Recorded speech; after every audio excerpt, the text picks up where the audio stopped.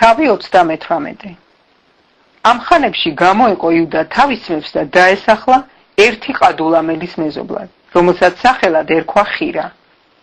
დაინახა იქ იუდამ ქანაანელი კაცის სახელად შუაყის ასული, მოეყვანა და შევიდა მასთან. დაორსულდა და შვა ვაჟი, დაარქვა მას სახელად ყერი. კვლავ დაორსულდა და შვა ვაჟი, დაარქვა სახელად ონანი. კვლავ დაორსულდა და შვა ვაჟი და დაარქვა სახელად შელა. მისი შობის დროს ქეზიბში იყო იუდა. მოუყვანა იუდამ ყერს თავის პირმშოს ცოლი, სახელად თამარი. არ მოსდიოდა თვალში უფალს ყერი იუდას პირმშო და მოაკვდინა იგი უფალმა. უთხრა იუდამ ონანს, შედი შენი ძმის ცოლთან, ექმრე მას და თესლი აღუდგინე შენს ძმას. იცოდა ონანმა, რომ მისი არ იქნებოდა ეს თესლი და როცა შედიოდა ძმის ცოლთან, მიწაზე ღვრიდა მას, რომ ძმისთვის არ მიეცა თესლი. არ მოეწონა უფალს მისი საქციელი და ისიც მოაკვდინა.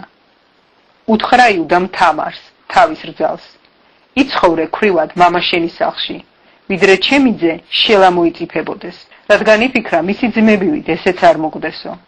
წავიდა თამარი და ცხოვრობდა მამამისის სახლში. კარგა ხანი განვლოდა, მოკვდა შუაღის ასული, იუდას ცოლი. გამოიგლოვა იგი იუდამ და თიმნაში წავიდა თავისი ცხრის მპარსველებთან. თან წაიყოლა ყადულამელი მოყვასი ხირა.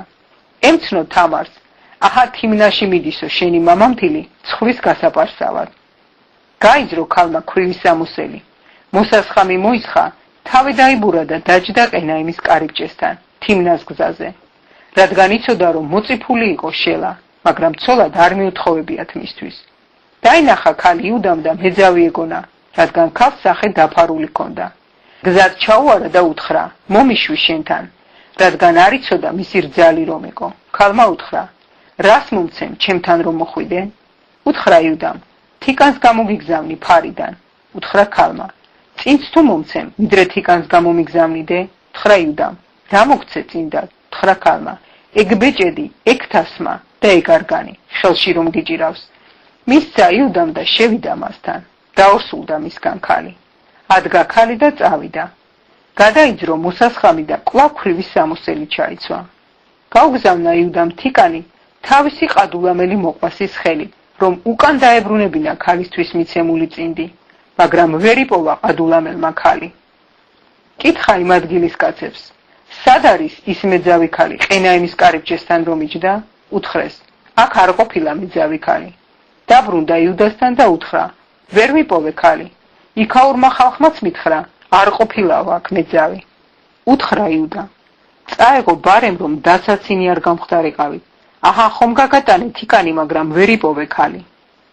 გავიდა სამიოდეთვე და ემცნო იუდას. გაბოზდაო თამარი შენი რძალი და დაორსულდაო კიდეც ბოზობით. თქვა იუდამ, გამოიყვანეთ რათა დაიწვას.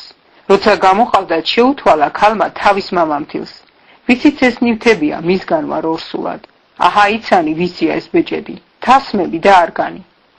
იცნო იუდამ და თქვა, ტყვი ვარ ამ ქალთან, რომ არ მივათხოვე იგი შელას ჩემს ვაჟს. ამის მერე აღარ შესულა იუდა თამართან. მშობიარობის ჟამი რომ დაუდგა, აჰა ტყუპები არიან მის მუცელში. შობისას ერთმა ხელი გამოყო. აიღო ბებია ქალმა და მეწამული ძაფი შეაბად. თქვა, ეს გამოვიდა პირველად. როცა უკანვე შეაბრუნა ხელი, აჰა გამოვიდა მისი ძმა და თქვა ბებია ქალმა, როგორ გამოარღვიე ზღუდე, ამიტომაც დაერქვა სახელად ფარეცი. მერე გამოვიდა მისი ძმა, ხელზე მეწამული ძაფი რომება და დაერქვა სახელად ზარახი.